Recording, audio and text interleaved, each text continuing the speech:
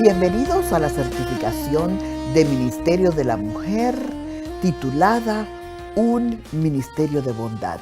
Queridos hermanos y amigos, encontrarnos nuevamente a través de este medio para estudiar la palabra de Dios y el espíritu de profecía. Doy gracias a Dios que inspiró a nuestros líderes para estudiar este maravilloso e inspirador libro como es Ministerio de la Bondad. Qué libro tan pertinente para esta situación que estamos viviendo en este momento. Hay gente llena de dolor, afligida, angustiada, con incertidumbre, sin esperanza. Pero a través de el recorrido que hemos hecho por estos capítulos, nos hemos dado cuenta que tenemos una misión importante, el de impartir amor, bondad, el de ser más solidarios, más amables, el de ser las manos de Jesús.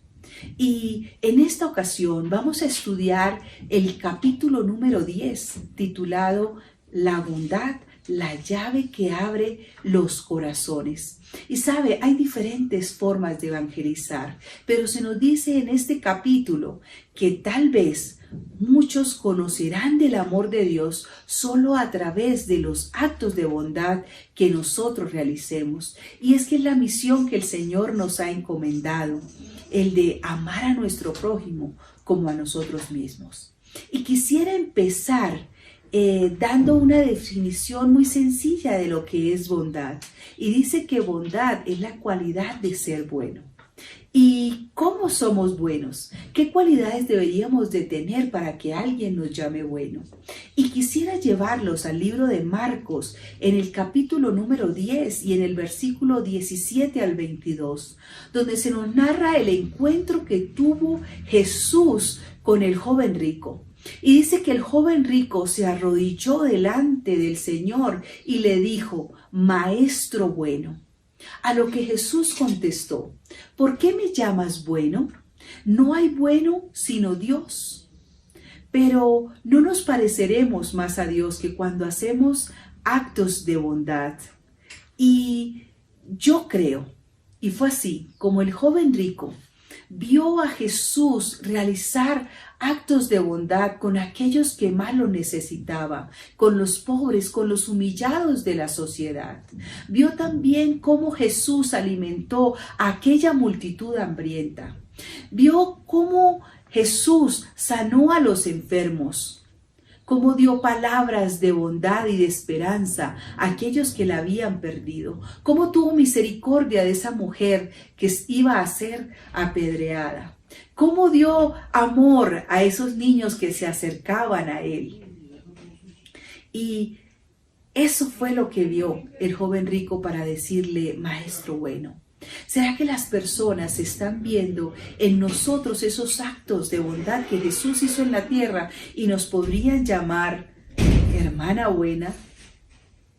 Qué lindo será que nosotros podamos imitar a Jesús y hacer las obras que Él hizo mientras estuvo aquí en la tierra.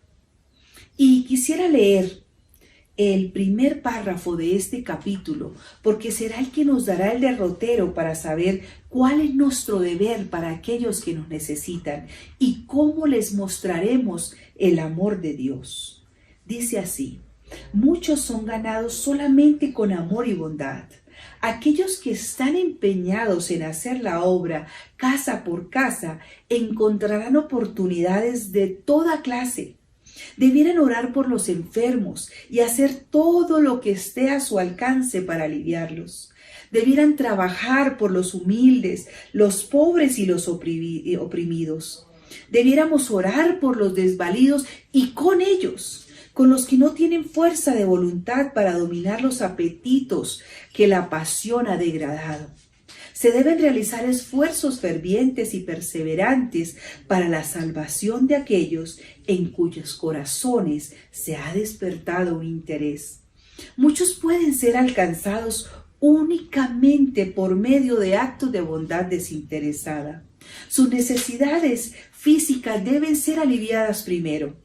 Cuando ellos ven vean la evidencia de nuestro amor desinteresado, será más fácil que crean en el amor de Cristo. ¿Pudieron ver a Jesús a través de este párrafo? Dice, ¿a quiénes nos pide que nosotros debemos atender? Y quiero que allí donde tú te encuentres, hagas la lista de aquellas personas que son mencionadas aquí en el primer párrafo. Y dice en primer momento que a los enfermos. En un párrafo más adelante, la hermana White dice que si no somos personal de la salud, entonces nos asociemos con ellos y así podamos hacer una tarea más eficiente, más eficaz. Pero también dice que con los pobres, con aquellos que están en necesidad física, espiritual o emocional, pero también con los oprimidos, con los desvalidos. Dice que orar por ellos, pero también con ellos. Es decir, debemos allegarnos a ellos, ir a buscarlos, conocer sus necesidades y buscar maneras como podremos suplirlas. También dice que con aquellos que tienen alguna adicción. ¿Cuántos conocemos que son adictos al tabaco, al alcohol, a las drogas, a la pornografía, a tantas adicciones que dicen que han degradado su vida? Y algo que debemos tener en cuenta, y es que tal vez esos corazones solo conocerán el amor de Dios a través de nuestros actos de bondad. Hay tantos que necesitan una palabra de bondad, de ánimo, de esperanza, y somos nosotros los encargados de llevar paz y amor a esas personas. Y quiero que en este momento asociemos lo que es la bondad con la empatía. La empatía hace que nos relacionemos estrechamente con los demás. Como dice el dicho popular, es ponernos en los zapatos de los otros. Y cuando nosotros nos relacionamos estrechamente y empáticamente con las personas, entonces será como podremos escuchar, como podremos atender, como podremos consolar a esas personas que lo necesitan. Estuve estudiando acerca de las neuronas espejo. Es un estudio muy interesante y las motivo para que ustedes puedan también estudiarlo. Sin lugar a dudas será de bendición. Y entonces, ya como Rizzolatti, quien es el descubridor de estas neuronas espejo, dice que ellas son empáticas, pues nos ayudan a identificar el sentimiento, la emoción del otro. Y entonces nos hacen sentir el dolor o la angustia o la situación que está pasando esa persona. Y podríamos preguntarnos entonces, si yo estuviera en esa situación, ¿cómo me gustaría que me ayudaran a resolverla? Y eso es lo lindo de la empatía. No podrá haber empatía ni bondad si no nos relacionamos con los demás. Yo tengo un dicho que dice: cuando yo estoy satisfecha, he terminado de comer y estoy satisfecha, entonces pensaría que todos los demás están satisfechos, que no necesitan comer. Pero también si tengo frío o tengo calor, pienso que los demás también están sintiendo eso. Pero es cuando llego a la realidad de las otras personas donde debo cambiar o donde cambia mi pensar. Ya pensaré distinto. En estos momentos de zozobra, de incertidumbre, de angustia para algunos, nosotros podremos ser la luz en la oscuridad. Podremos ser la esperanza para los que lo han perdido. Hablaba con mi hermana en estos días debido a la situación que estamos viviendo con esta epidemia. Y ella decía, no podemos salir de las casas a hacer la obra que debemos hacer. Pero ella decía, yo oro al Señor pidiéndole que aquellas personas que me necesiten, a las cuales pudiera yo ayudar, que toquen a mi puerta. Yo quiero ser una bendición. Quiero hacer la labor que Jesús haría si estuviera en este momento. Y ese debe ser nuestro clamor. Señor, que donde me necesite, que esa persona que necesite de mí, ponlo en mi camino para yo poder mostrar tu amor y misericordia. En el párrafo de este capítulo nos dice, es imposible que el corazón en el cual Cristo mora esté desprovisto de amor. Si amamos a Dios porque Él nos amó primero, amaremos a todos aquellos por quienes Cristo murió. No podemos llegar a estar en contacto con la divinidad sin estar en contacto con la humanidad, porque en aquel que está sentado sobre el trono del universo se combinan la divinidad y la humanidad. Y a partir de este párrafo tendríamos que hacer una mirada hacia nuestro interior, hacia nuestra vida espiritual. ¿Cómo está mi relación con Dios? El estudio de la Biblia, la comunión con Dios, mi relación con Él debe llevarme a hacer lo que Jesús hizo en esta tierra. Cada día debo llenarme de ese amor de Jesús para poder esparcirlo a tanta gente que lo necesita. Porque de la abundancia del corazón habla la boca, pero también deben hablar nuestras manos. Detengámonos aquí, porque también dice que si amamos a Dios, también amaremos a aquellos por los que Jesús vino a morir. Algo bonito del estudio de las neuronas espejo es que nos permiten el reconocimiento del otro en comunidad. Y preciso, eso es lo que nos dice. No podemos estar en contacto con la divinidad sin estar en contacto con la humanidad.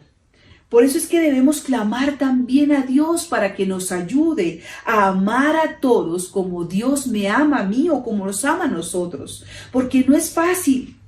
No está en el ser humano amar a los demás. Satanás ha puesto rencor, ha puesto envidia, ha puesto odio, ha puesto xenofobia en nuestro corazón para alejarnos de los otros, para no dejarnos ver la necesidad que tiene el otro.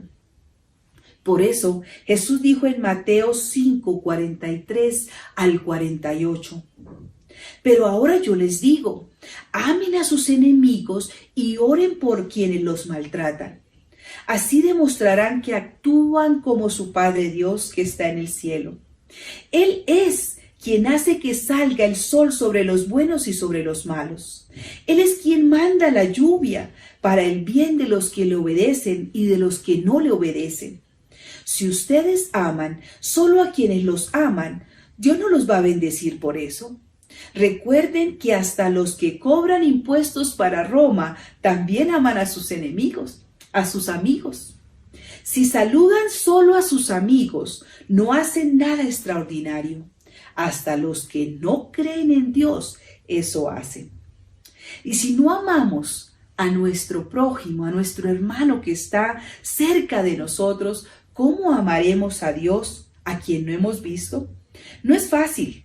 Pero este capítulo nos permite reflexionar acerca de cómo está mi comunión con Dios y cómo está mi comunión con mi prójimo. Y por último quiero que revisemos este párrafo. Dice, la elocuencia, el conocimiento de la verdad, los talentos raros mezclados con el amor, son todos dones preciosos. Pero la habilidad sola, los mejores talentos solos, no pueden tomar el lugar del amor. Hermanos, podremos tener mucho conocimiento de la Biblia. A veces en las sociedades de jóvenes hacen concursos para revisar cuánto conocimiento tengo yo de la Biblia. Y entonces podremos de pronto salir ganadores porque conocemos quién fue el más longevo de la Biblia. ¿Cuántos años duró Israel en el desierto? Tal vez quién fue el padre de este o quién fue la madre de este. O cuántos años tenía tal persona. Eso solamente nos da conocimiento. No nos da una relación estrecha con el Señor. Pero también dice que podríamos tener la elocuencia mejor. Tal vez podremos predicar como el pastor Ted Wilson. O tal vez tengamos talentos extraordinarios, como cantar como los ángeles, tocar un instrumento, predicar, administrar, enseñar, en fin. Pero todos estos talentos no servirán de nada si no están fusionados con el amor. No podrán cumplir la misión que el Señor nos encomendó de amar a mi prójimo. De hecho, Jesús dijo: un nuevo mandamiento os doy, que os améis los unos a los otros, que nosotros podamos ver en la otra persona el valor que Jesús ve en nosotros, tanto que murió en la cruz. Y la historia de Ruth y Noemí nos da la vislumbre de aquellas personas que conocen el amor de Jesús a través de los actos de bondad. Noemí amó a su nuera a pesar de que era tal vez extranjera, tal vez tenía otros conocimientos, otras creencias, otros principios. Sin embargo, ella vio a su nuera como una por la cual Jesús vendría a morir. Y entonces, cuando hubo la tragedia, quedaron solitas. Entonces Ruth pudo recompensar ese amor, esa bondad que Noemí había sentido por ella, porque Ruth entendió que no nos parecemos más a Dios que cuando hacemos actos de bondad, cuando mostramos misericordia por aquellos que tanto lo necesitan. Y entonces el último párrafo de este capítulo dice: si quisiéramos humillarnos ante Dios, ser amables, corteses y compasivos, se producirían 100 conversiones a la verdad allí donde se produce una hora. ¡Qué bendición, hermanos! Ese talento de la bondad, ese mostrar misericordia, será lo que hará que muchos conozcan el amor de Jesús. No necesitamos, como lo decía el párrafo, de talentos extraordinarios, sino que cuando ayudamos a nuestro prójimo, cuando somos capaces de mostrar empatía, de sentir ese dolor que siente el otro y de buscar solucionar, pues entonces muchos creerán en el amor de Jesús. Y dicen que donde hay uno, 100 llegarán. ¡Qué bendición ser nosotros esas manos de Jesús en este momento! Oremos al Señor para que podamos ser transformados, para que esas neuronas espejo puedan actuar en nuestra vida y de esa manera podamos contribuir a que muchas personas conozcan y Jesús pueda venir muy pronto. Que esa sea nuestra oración. Señor, transfórmanos, ayúdanos a ser como tú. Que el Señor les bendiga. Estudien por favor otra vez el capítulo, repásenlo todas las veces que se necesiten y de esa manera podamos ser una bendición para este mundo. Que el Señor les bendiga. Un abrazo fuerte.